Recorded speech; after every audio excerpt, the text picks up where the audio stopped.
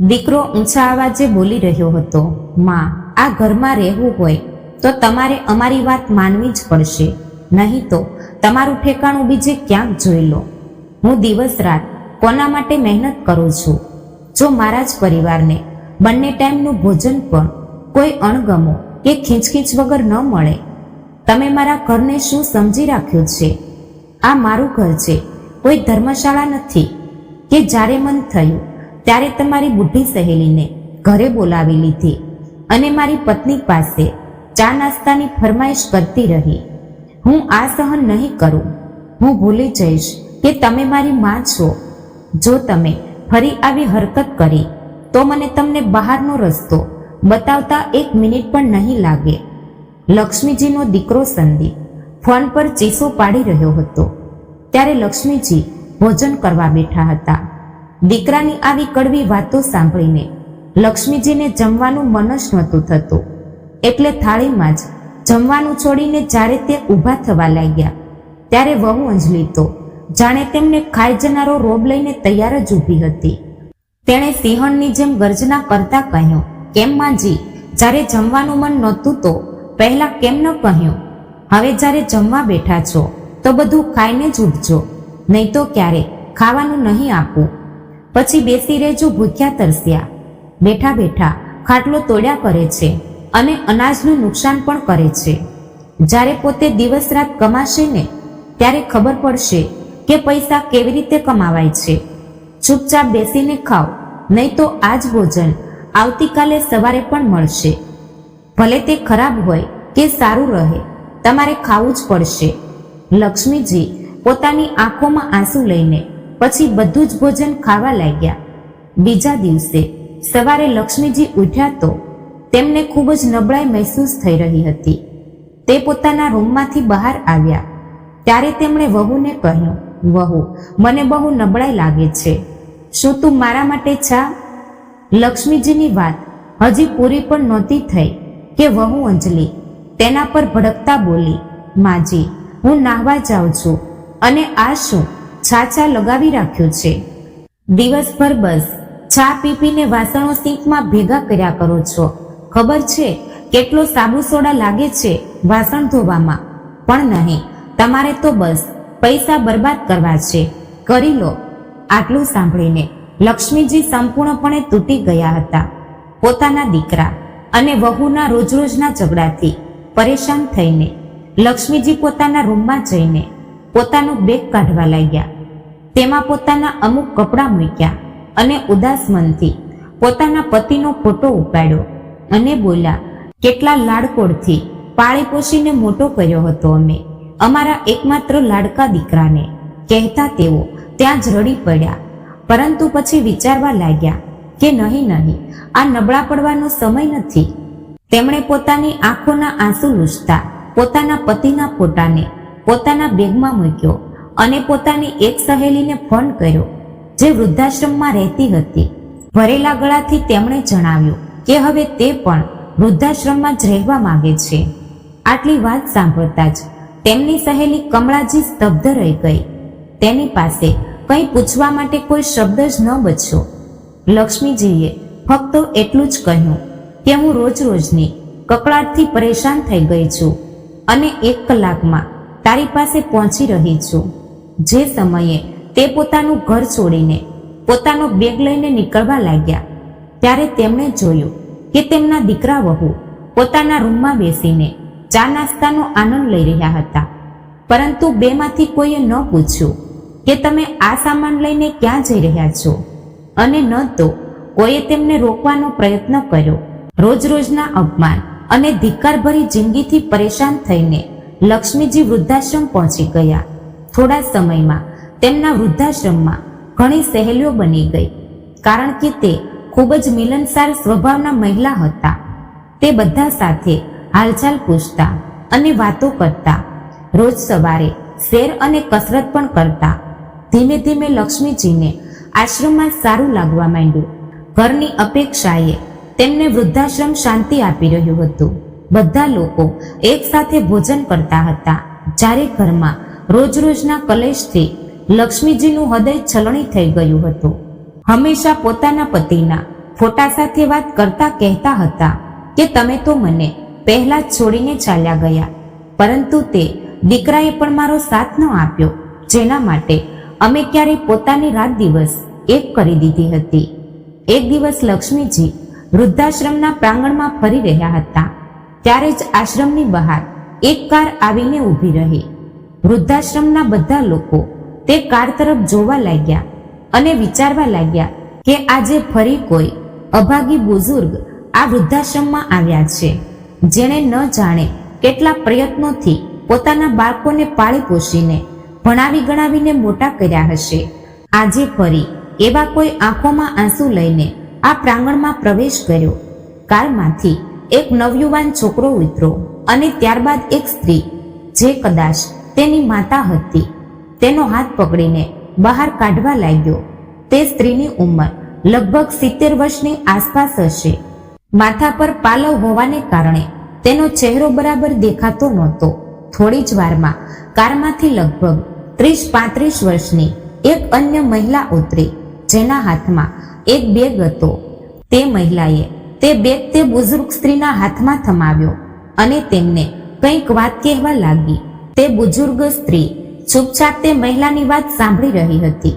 પછી પાછા તે બંને કારમાં બેસીને ચાલ્યા ગયા અને વૃદ્ધ મહિલા વૃદ્ધાશ્રમની બહાર થોડી વાર સુધી તેમજ ઊભી રહી અને પછી ભારે મનથી પોતાના આંસુ લૂછતા વૃદ્ધાશ્રમમાં આવી ગઈ. લક્ષ્મીજી તરફ જોતા જ તેણે પોતાના માથાના પાલવથી પોતાનો ચહેરો છુપાવવાનો પ્રયત્ન કર્યો અને પછી કંઈ પણ કહ્યા વગર અંદરની તરફ ચાલી ગઈ. ત્યારે લક્ષ્મીજીની સાથે ઊભેલા એક બુઝુર્ગે કહ્યું, આજે ફરી એક માની મમતા તાર-તાર થઈ ગઈ. ફરી એક માના સપનાને ચકનાચૂર કરી દેવામાં આવ્યો. લક્ષ્મીજી વારંવાર તે મહિલાના ચહેરા તરફ જોઈ રહ્યા હતા. તેમને લાગ્યું કે જાણે તે મહિલાને ઓળખે છે, પરંતુ તે પૂરી રીતે સમજી ન શક્યા કે તે મહિલા કોણ છે. વારંવાર લક્ષ્મીજીથી તે મહિલા પોતાના પાલવથી કેમ પોતાના અડધાથી વધારે ચહેરો છુપાવીને રાખતી હતી. પરંતુ એક દિવસ જ્યારે તે મહિલા બાગકામમાં કામમાં લાગી હતી, ત્યારે લક્ષ્મીજી તે સમયે ફરવા માટે નીકળ્યા. બાગકામ કરતા કરતા તે મહિલાના માથા પરથી પાલવ ઉતરી ગયો અને લક્ષ્મીજીએ તે મહિલાનો ચહેરો જોતા જ પગ નીચેથી જમીન ખસી ગઈ. ન જાણે કેટલા સવાલોએ તેમના દિમાગને ઘેરી લીધું.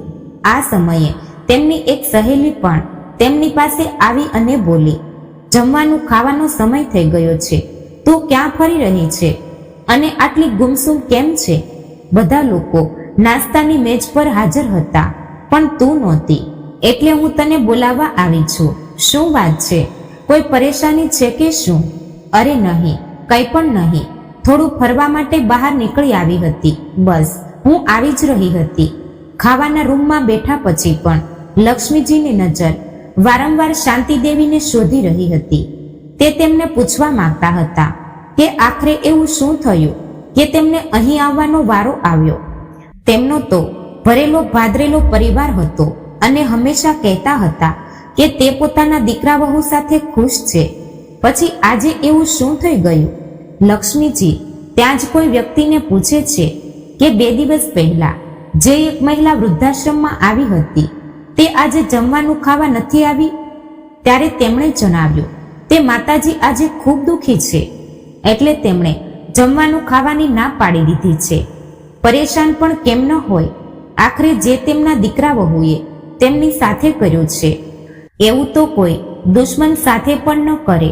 તે વારંવાર પોતાના ઘરને યાદ કરી રહ્યા છે. સવારથી પોતાના રૂમમાં બેસીને રડ્યા જ કરે છે. એટલે તેમનું ધ્યાન ભટકાવવા માટે તેમને બાગકામ કરવાનું કામ આપવામાં આવ્યું છે. આ બધું સાંભળીને લક્ષ્મીજીનું મન પરેશાન થઈ ગયું. તે જાણવા માંગતા હતા કે આખરે શાંતિદેવી સાથે શું થયું છે. એટલે થોડીવાર પછી તે શાંતિદેવી પાસે ગયા. લક્ષ્મીજીને પોતાની સામે ઊભેલા જોઈને શાંતિદેવી થોડા પરેશાન થઈ ગયા. ત્યારે લક્ષ્મીજીએ કહ્યું, હું જાણું છું કે તમે મને ઓળખી લીધી છે, પરંતુ શું હું જાણી શકું છું કે તમે આ હાલતમાં કેવી રીતે પહોંચ્યા? શાંતિદેવીએ કંઈ ન કહ્યું, પરંતુ તેમની આંખો આંસુઓથી ભરાઈ ગઈ હતી. આ જોઈને લક્ષ્મીજી વધુ પરેશાન થઈ ગયા. તેમનું દિલ કર્યું કે જોર જોરથી ચીસો પાડીને આ દુનિયાને પૂછે કે કેમ ઘડપણમાં વૃદ્ધ માતા પિતાને જૂના સામાનની જેમ કાઢીને બહાર ફેંકી દેવામાં આવે છે. કેમ વૃદ્ધોને કોઈ આત્મસન્માન નથી હોતું? પોતાના જ વિચારોમાં લક્ષ્મીજી વૃદ્ધાશ્રમના પ્રાંગણમાં ફરી રહ્યા હતા કે અચાનક તેમનો પગ ક્યારીના કિનારા સાથે અથડાયો અને તે પડતા પડતા એક ઝાડને પકડીને સંભાળી ગયા. ત્યારે પાસેથી પસાર થઈ રહેલો વૃદ્ધાશ્રમનો કર્મચારી કહે છે, અમ્માજી, તમે ઠીક તો છો ને? ક્યાંય વાગ્યું તો નથી ને? પોતાનો પગ બતાવો. જો વાગ્યું હોય તો હું અત્યારે જ પાટો બાંધી દઉં છું. લક્ષ્મીજી કહે છે, અરે નહીં નહીં બેટા, કંઈ વધારે વાગ્યું નથી, સામાન્ય છે, ઠીક થઈ જશે. આટલું કહેતા લક્ષ્મીજી પ્રાંગણમાં જ રાખેલી બેન્ચ પર જઈને બેસી ગયા. પણ થોડા મહિના પહેલા ઘટેલી એક ઘટનાને યાદ કરવા લાગ્યા. જ્યારે તે બાથરૂમમાંથી લપસીને પડી ગયા હતા અને તેમના પગમાં વધારે વાગ્યું હતું. તેમની વહુ અંજલિ તે ઈજાને જોઈને પણ અણદેખી કરીને પોતાના કામમાં લાગી રહી અને તેમનો દીકરો સંદીપ ચીસો પાડીને બોલ્યો, શું સંભાળીને કામ નથી કરી શકતી? મને તો સમજાતું નથી કે તમે આટલી ઉતાવળમાં કેમ રહો છો? કોઈ કામ બરાબર કરતા નથી આવડતું કે શું? જ્યારે જુઓ ઈજા કરીને બેસી જાઓ છો અને અમારું કામ જ વધારતા રહો છો. જો કોઈ કામ નથી થતું તો ન કરો. આરામથી પોતાના રૂમમાં કેમ નથી બેસતા? આખો દિવસ અહીંથી તહીં ફરતા રહો છો.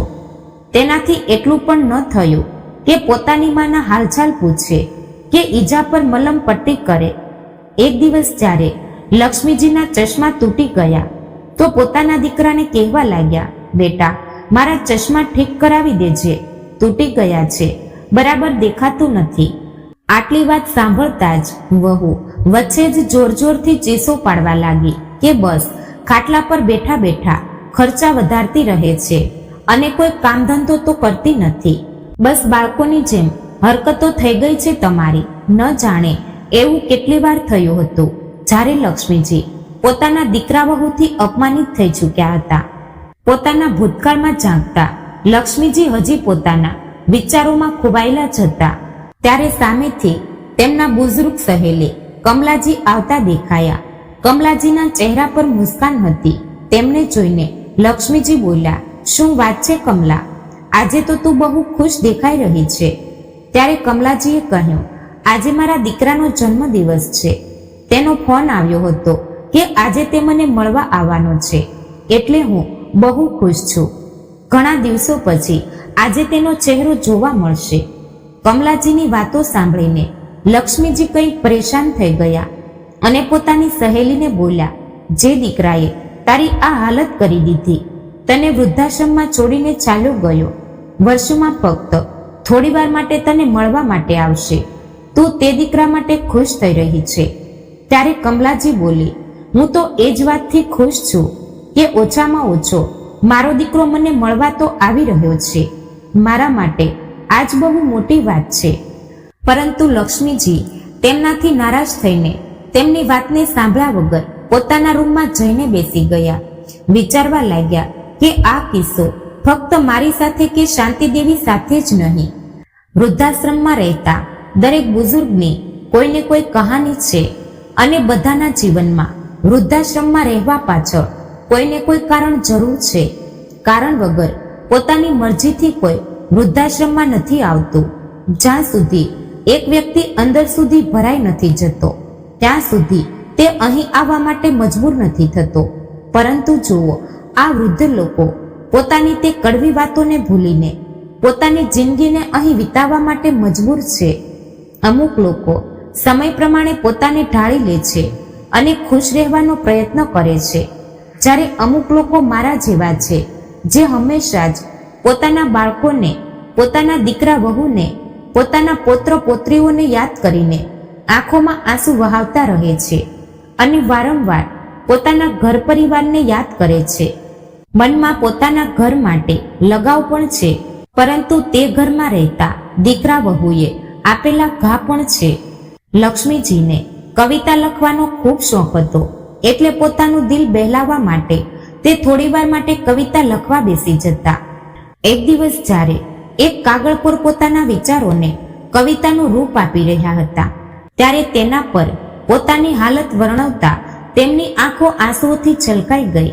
તે સમયે વૃદ્ધાશ્રમનો સંચાલક તેમની પાસે આવ્યો અને તેમને અવાજ લગાવ્યો. લક્ષ્મીજી તે સમયે થંભીને બેસી ગયા અને કાગળને વાળીને પોતાના હાથમાં દબાવી લીધો અને પોતાના આંસુ છુપાવતા બોલ્યા, જી બોલો લક્ષ્મીજી, તમારા દીકરા અને વહુ તમને મળવા આવ્યા છે, સાથે તમારો પુત્ર પણ છે. આ વાત સાંભળીને લક્ષ્મીજી હેરાન થઈ ગયા. સાથે જ તેમના ચહેરા પર નફરતના ભાવ પણ આવી ગયા. વિચારવા લાગ્યા કે આજે મારા દીકરાને મારી યાદ કેવી રીતે આવી ગઈ. જ્યારે ઓફિસમાં ગયા તો તે સમયે તેમનો 5 વર્ષનો પુત્ર ગોલુ તેમને જોતા જ દાદી દાદી કહેતા ઝડપથી તેમની તરફ દોડ્યો અને તેમના પગ સાથે ચોંટી ગયો. લક્ષ્મીજીની આંખોમાંથી આંસુ છલકાઈ પડ્યા. અત્યાર સુધી તો તે મન મારીને વૃદ્ધાશ્રમમાં જેમ તેમ જીવી રહ્યા હતા, પરંતુ પોતાના પુત્રને જોતા જ તેમનું દિલ નબળું પડવા લાગ્યું. પરંતુ પછી અચાનક દિમાગમાં વિચાર આવ્યો કે આ સમય મજબૂતીથી પોતાના નિર્ણય પર ટકેલા રહેવાનો છે.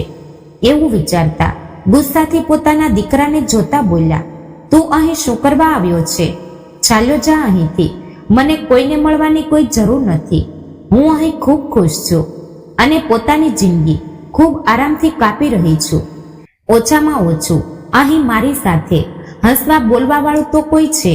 ઓ માં, ખરેખર વાત એ છે કે આજે ગોલુનો જન્મદિવસ છે અને અમે ઘરે પાર્ટી રાખી છે.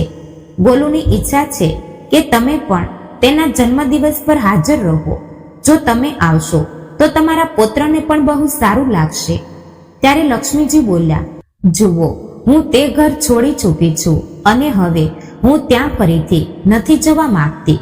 તે સમયે તેમનો દીકરો બોલ્યો, માં, તમે ઘરે ચાલો, ત્યાં તમારી સહેલીઓ પણ પાર્ટી પર આવી રહી છે. મેં તેમને પણ બોલાવી છે. બધા આસપાસવાળા અને સંબંધીઓ પણ આવશે.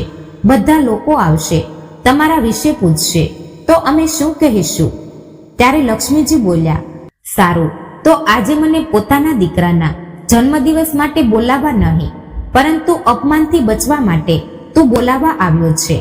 બધા સંબંધીઓ આવશે તો પૂછશે, તમારી માં ક્યાં છે? તો તું શું જવાબ આપીશ? એટલે તું મને બોલાવવા આવ્યો છે. અત્યારે ને અત્યારે ચાલ્યો જા અહીંથી. હું ક્યાંય નથી જવાની. તમે લોકો કેટલા સ્વાર્થી થઈ ગયા છો. જરૂર પડે તો બોલાવવા આવી ગયા. અહીં તો આટલા મહિનાઓથી હું અહીં વૃદ્ધાશ્રમમાં છું. એકવાર પણ ખબર લેવા ન આવ્યા કે હું જીવી પણ રહી છું કે મરી ગઈ છું. એટલું તો ફોન કરીને પણ મારા હાલચાલ પૂછવાની જરૂર ન સમજી તમે લોકોએ. એટલું પણ ન પૂછ્યું કે ઘર છોડીને વૃદ્ધાશ્રમ કેમ ચાલી ગઈ. આજે જરૂર પડે તો હાથ જોડીને મને લેવા આવી ગયા છો. નહીં, હવેથી આજ મારું ઘર છે. હું ક્યાંય નહીં જાઉં મારા ઘરને છોડીને. એવું કહેતા લક્ષ્મીજી પોતાના રૂમની તરફ જવા લાગ્યા. ત્યારે દીકરો અને વહુ બંનેએ પરસ્પર પ્લાન બનાવ્યો કે માં આમ નહીં માને, કંઈક તો કરવું પડશે. ત્યારે જ અમે તેમને પોતાના ઘરે લઈને જઈ શકીશું અને સંબંધીઓના મહેણા સાંભળવાથી બચી શકીશું. એટલે બંને રડતી સુરત લઈને લક્ષ્મીજી પાસે ગયા અને ગીગડાતા કહેવા લાગ્યા, માં, અમને માફ કરી દો. તમારા પુત્રનો જન્મદિવસ છે. શું તમને તમારા પુત્રની ખુશીઓમાં સામેલ થવાનું પણ મન નથી થતું? આટલી વાત સાંભળીને લક્ષ્મીજીનું દિલ પીગળવા લાગ્યું. ત્યારે ગોલુ બોલ્યો, ચાલો ને દાદી, આપણે બંને મળીને ખૂબ મસ્તી કરીશું. પોતાના પુત્રની વાત સાંભળીને લક્ષ્મીજી પોતાને રોકી નહોતા શકતા, પરંતુ બંને દીકરા અને વહુની કરતૂતને કારણે તે ઘર નહોતા જવા માંગતા. પણ ગોલુએ કહ્યું તો તે ઘર જવા માટે તૈયાર થઈ ગયા. પછી બોલ્યા, પરંતુ મારી એક શરત છે. હું ઘરે ચાલીશ અને જેવો ગોલુનો જન્મદિવસ પૂરો થઈ જશે તેના પછી મારે વૃદ્ધાશ્રમ પાછા ફરવું છે અને તમે લોકો મને વૃદ્ધાશ્રમ સુધી મૂકવા આવશો. દીકરો વહુ આ વાત માટે તૈયાર થઈ જાય છે. ગોલુનો જન્મદિવસ ખૂબ ધામધૂમથી મનાવવામાં આવે છે. બધા સંબંધીઓ અને આસપાસના લોકો ખૂબ સારી રીતે મળે છે. લક્ષ્મીજીની જૂની સહેલીઓ આજે તેમને ઘણા દિવસો પછી મળી, પરંતુ લક્ષ્મીજીએ કોઈને કંઈ ન કહ્યું અને હસતા મુસ્કુરાતા આખી પાર્ટીનો આનંદ લીધો. પરંતુ તેમના મનમાં કંઈક વિચાર ચાલી રહ્યો હતો. તે વિચારી રહ્યા હતા કે કાલે પોતાના દીકરા વહુને જે સરપ્રાઈઝ તે આપવાના છે તેની તો તેમણે ક્યારેય કલ્પના પણ નહીં કરી હોય. જ્યારે પાર્ટી પૂરી થઈ તો ખૂબ રાત થઈ ચૂકી હતી. લક્ષ્મીજી પોતાના ઘરે જ રોકાઈ ગયા. જ્યારે પોતાના રૂમમાં સૂવા માટે ગયા તો પોતાના પતિ શિવશંકરજીની યાદોમાં ખોવાઈ ગયા. તમે પણ નેજી, 2 રોટલીથી શું પેટ ભરાય છે? 1 રોટલી તો વધુ લઈ લો, હજી ગરમા ગરમ શેકી રહી છું. 1 રોટલી વધુ મારા કહેવાથી ખાઈ લો. તમે ખાઓ છો તો મારા તનને લાગે છે. અરે નહીં લક્ષ્મી, મારું પેટ પૂરું ભરાઈ ગયું છે અને કેટલું ખવડાવીશ? પોતાના પતિને યાદ કરતા કરતા લક્ષ્મીજી વિચારવા લાગ્યા, શું દિવસો હતા તે જ્યારે અમે બધા લોકો મળીને કેટલા ખુશ રહેતા હતા અને વહુ પણ આગળ પાછળ ફરતી હતી. અને હવે તેણે મને 1 રોટલી માટે તરસાવી દીધી. નાનામાં નાનું કામ પણ મારા પર નાખી દેતી હતી. શાકભાજી લાવવાથી લઈને ઘરની સાફ સફાઈ સુધીનું બધું કામ મારાથી કરાવતી હતી. મને તે કામ કરવામાં પણ વાંધો નહોતો, પરંતુ બધું કામ કર્યા પછી પણ જો ઘરમાં ઇજ્જત ન મળે તો એવી જિંદગી ક્યાં કામની? પોતાના પતિની યાદોમાં ખોવાયેલા ખબર નહીં ક્યારે તેમની આંખ લાગી ગઈ, ખબર જ ન પડી. સવારે જ્યારે ઉઠ્યા તો જોયું દીકરો વહુ બંને તૈયાર ઊભા હતા. જેવા તે બહાર આવ્યા તો વહુ અંજલિ બોલી, ચાલો માજી, તૈયાર થઈ જાઓ, તમને પાછા વૃદ્ધાશ્રમ મૂકી આવીએ. એવું કહેતા અંજલિના મનમાં વિચાર ચાલી રહ્યા હતા કે ક્યાંક માજી હંમેશા માટે જ રોકાઈ જવાનો મન તો નથી બનાવી રહ્યા ને, એટલે જલ્દીથી જલ્દી તેમને વૃદ્ધાશ્રમમાં છોડી દેવા એ જ યોગ્ય રહેશે. લક્ષ્મીજી તેમને જોઈને હેરાન હતા અને પોતાના દીકરા વહુને મનસાને સારી રીતે સમજી રહ્યા હતા, એટલે તે પણ જલ્દીથી નાઈ ધોઈને તૈયાર થઈ જાય છે. જેવા વૃદ્ધાશ્રમમાં જવા માટે ગાડીમાં બેસવા લાગે છે તે જુએ છે કે તેમની વહુ અંજલિના ચહેરા પર એક સંતુષ્ટિભરી મુસ્કાન હતી. તે મનોમન વિચારવા લાગી, ચાલ બેટા, આજે તને જે સરપ્રાઈઝ આપીશ તેના પછી તો તું વૃદ્ધાશ્રમનું નામ લેવાનું પણ ભૂલી જઈશ. લક્ષ્મીજી એવું વિચારતા કારમાં બેસી ગયા. એક પળ માટે પોતાના ઘરને નિહાળે છે, પછી વિચારે છે, ઠીક છે, જ્યાં મનને તસલ્લી મળે ત્યાં જ રહેવું જોઈએ. અહીં તો દીકરા વહુને મને કાઢવાની ખૂબ ઉતાવળ છે, તો રહીને પણ શું કરીશ? પોતાનું વૃદ્ધાશ્રમ જ સારું છે, જ્યાં હું મારા હિસાબે ખાઉં છું, મારા હિસાબે રહું છું અને મારું મનપસંદ કામ કરું છું. કોઈ કકળાટ નથી થતો. જેવી વૃદ્ધાશ્રમની સામે કાર ઊભી રહી તો દીકરો વહુ કારમાંથી ઉતરીને સામે ઊભા થઈ ગયા. લક્ષ્મીજી પણ કારમાંથી નીકળ્યા અને અંદર જવા લાગ્યા. જતા જતા રોકાઈ ગયા અને પાછળ ફરીને પોતાના દીકરા વહુને અવાજ લગાવ્યો. તે બંને પોતાની કારમાં બેસવાના જ હતા. ત્યારે લક્ષ્મીજીનો અવાજ સાંભળીને રોકાઈ ગયા. લક્ષ્મીજીએ કહ્યું, પાછા ન જાઓ, મારે તમને કોઈકને મળાવવા છે.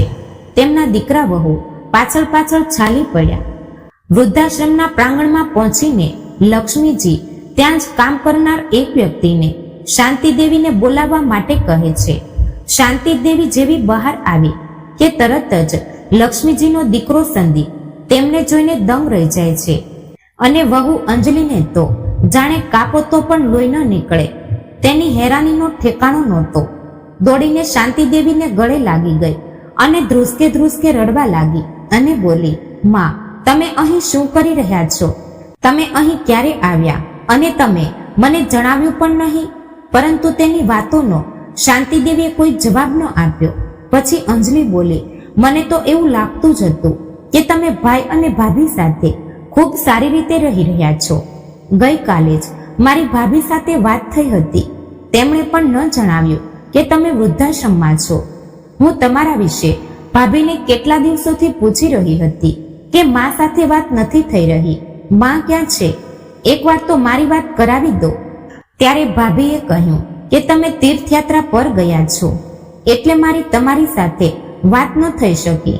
અને મેં પણ માની લીધું કે તમે તીર્થયાત્રા પર ગયા છો, પરંતુ મને શું ખબર હતી કે તે જાલિમ સ્ત્રીએ તમને વૃદ્ધાશ્રમમાં છોડી દીધા.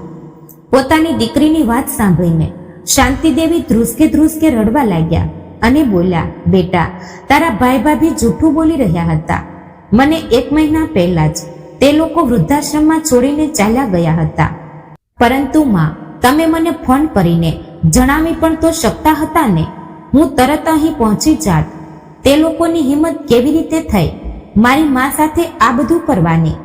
આટલું સાંભળતા જ અંજલિ પોતાની માં સાથે ચોંટી ગઈ. માં, તને ફોન કરીને કેવી રીતે જણાવી શકતી હતી બેટા? જે દિવસથી વૃદ્ધાશ્રમમાં આવી મેં તારી સાસુને અહીં જોઈ. એનો મતલબ તો એ થયો ને કે તારામાં અને તારી ભાભીમાં કોઈ ફરક જ નથી.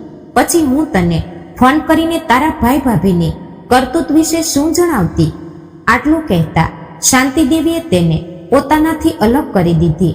તું મારી દીકરી કહેવાને લાયક જ નથી, એટલે મારાથી દૂર રહે. જો મારા દીકરા વહુએ મને ઘરમાંથી કાઢી છે તો મારી દીકરીએ પણ તો પોતાની સાસુને પોતાના ઘરમાંથી કાઢી છે. તો કુલ મળીને મારી બંને સંતાનો જ નકામી નીકળે. હવે તો મને પોતાને તારી માં કહેતા પણ શરમ આવે છે. એકે પોતાની માને ઘરમાંથી કાઢી મૂકી અને એકે પોતાની સાસુને ઘરમાંથી કાઢી મૂકી. પોતાની માની વાતો સાંભળીને અંજલિનું માથું શરમથી ઝૂકી ગયું. માં, મને માફ કરી દો, હું બહુ શર્મિંદા છું. મારાથી બહુ મોટી ભૂલ થઈ ગઈ. માં, મેં ક્યારે નહોતું વિચાર્યું કે જે હું મારી સાસુ સાથે કરી રહી છું તે મારા માતા પિતા સાથે પણ થઈ શકે છે. ત્યારે શાંતિદેવી બોલ્યા, બેટા, આમ તો તારી ભૂલ માફ કરવા લાયક નથી. તો પણ જો માફી માંગવી જ હોય તો મારાથી નહીં, પોતાની સાસુ પાસેથી માંગ. પોતાની કરતૂતો પર શર્મિંદા થઈને અંજલિ પોતાની સાસુ તરફ ફરી અને તેમના પગમાં પડી ગઈ. માજી, મને માફ કરી દો. ત્યારે અંજલિએ પણ માફી માંગતા કહ્યું, હવે આપ બંને ઘરે ચાલો અને અમને પોતાની સેવા કરવાનો મોકો આપો.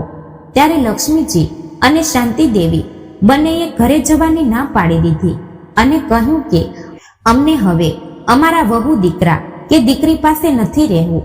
અમે વૃદ્ધાશ્રમમાં જ રહીને સુખી છીએ. બંનેએ લાખ મનાવવાનો પ્રયત્ન કર્યો, પરંતુ લક્ષ્મીજી અને શાંતિદેવીનો એક જ જવાબ હતો, એકવાર ધોકો ખાઈ ચૂક્યા છીએ. હવે આ ઉંમરમાં અમારા શરીરમાં એટલો જીવ નથી બચ્યો કે વારંવાર પોતાના બાળકો દ્વારા અપાયેલા ધોખાને સહન કરી શકીએ.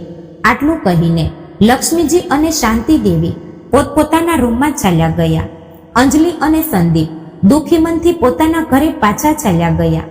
ઘરે પહોંચીને તેમણે જોયું કે માના રૂમમાં તેમના પલંગ ઉપર એક કાગળ રાખેલો હતો, જે કદાચ તે રહીને ભૂલી ગયા હશે.